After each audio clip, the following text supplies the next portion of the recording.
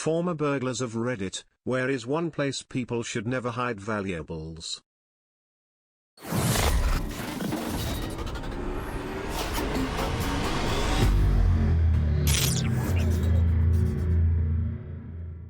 Your shed. Seriously? Lock your shed? Even if your house is well locked, if your shed isn't, I likely have access to a plethora of tools I can use to gain access. Don't help the burglar. Lock your shed. Warning to people locking their shed with a padlock: just about any hardware store padlock can be picked with less than a week of lockpicking experience. They are an absolute joke. The worst of them can be raked open in mere seconds without damaging the lock at all, and just lock it back up when done. Looking at you, master lock. That's the good thing about most burglars though. Chances are you're not going to get your shit taken by a lock-picking enthusiast but a desperate crackhead looking for anything he can pawn off, so even if you have a cheap lock, it's infinitely better than no lock at all.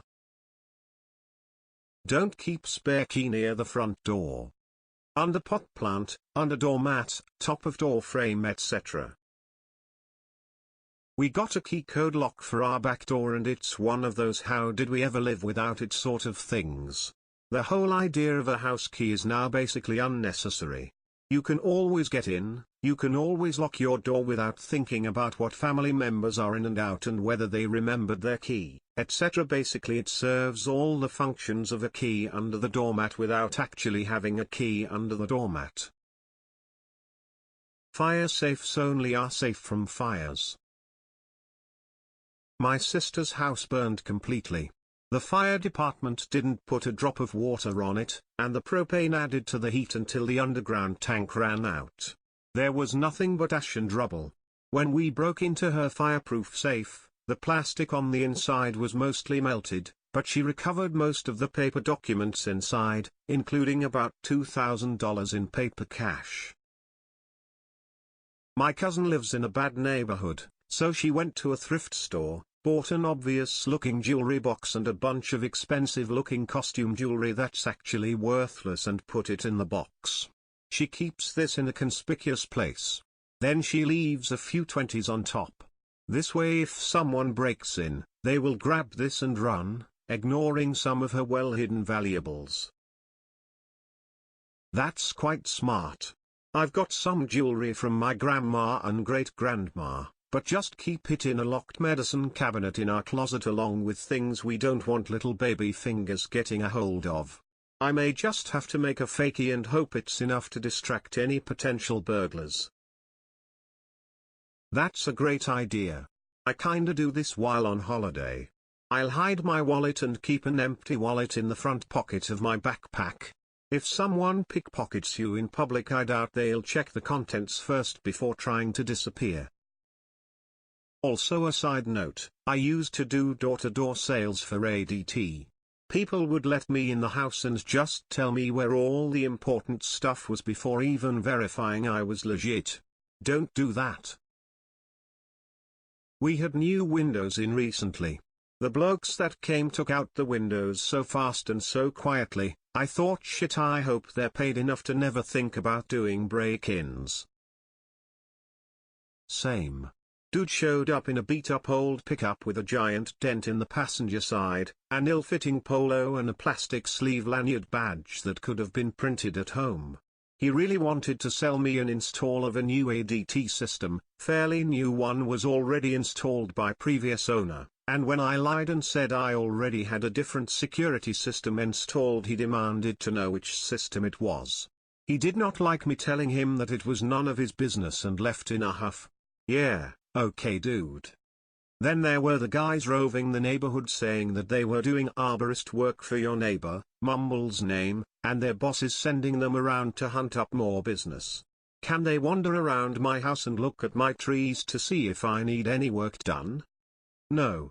I just had my backyard taken care of, but that tree right behind you needs a trim before it reaches my roof. I point to the giant slow-growing oak behind them. Oh. Yeah? Those? Birch branches will get there pretty soon. We can take care of that. Can I have your card? Stunned look, We just ran out. I think I can trim those limbs myself. Thanks for the offer. Good luck with your boss. Don't leave things out that people can see from outside your home or car. If you buy a new TV or computer, break down the box it came in. Don't just leave it by your garbage bin. Lock doors and windows. Keep your handbag close and closed. If someone wants to break in, they will. Don't keep everything out in the open. And have insurance on anything that is valuable. If someone wants to break in, they will. This is the most important takeaway from this thread. Most neighborhoods are relatively empty during the day and there's often not good visibility to back and side doors. Inside vacuum cleaner. We hid money in it and it got stolen with everything else in the house back in Syria. Edit, thief was the military forces that invaded the area, not someone I know or someone desperate. All my family in Syria had the same thing done to their homes. Well, the ones that are still standing. The others were bombed then robbed. No home, no belongings. It's a miracle they are still safe. Avoid having your valuables stolen by not having any valuables. In my old neighborhood, if you got broken into and didn't have anything worth stealing, they'd trash your place. Like cut open your mattress, smash all your kitchenware, defecate on your floor, serious business.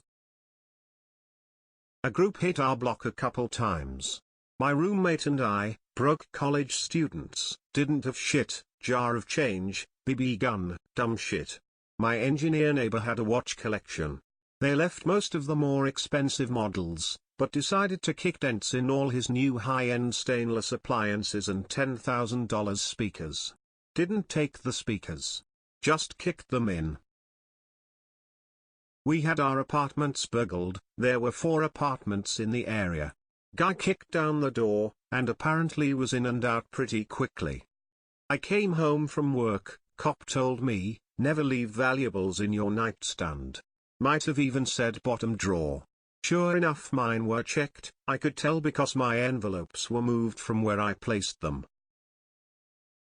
I lived in a 4-apartment block. Every apartment got broken into except mine, but the only easily accessible window to my apartment was my dog's room.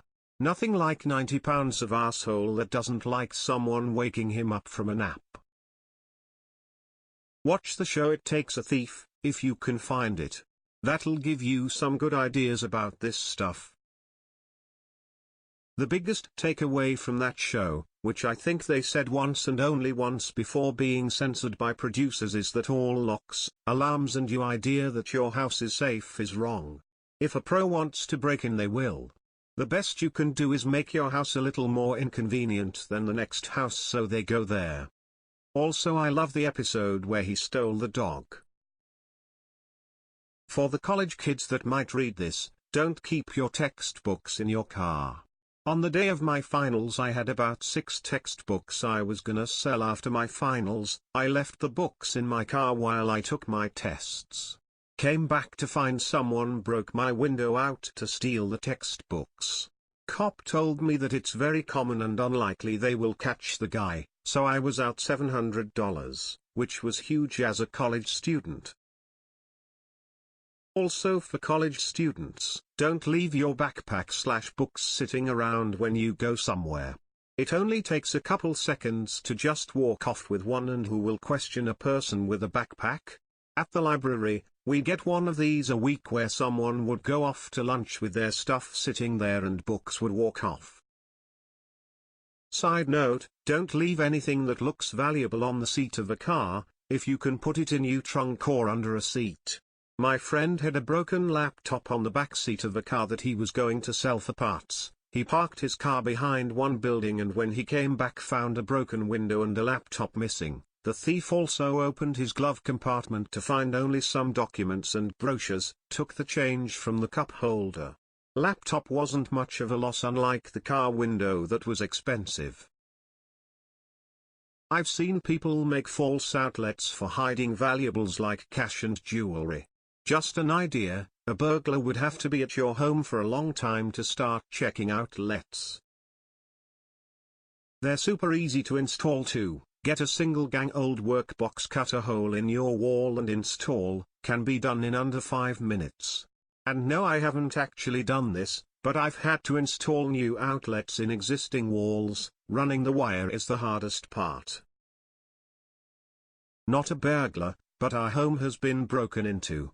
We only had the one bedroom at the time, but the places that the burglar looked into were the closet. Everything was thrown out, desk drawers, found a bit of cash and our passports were taken, the entry furniture, drawers, under the bed, bedside tables.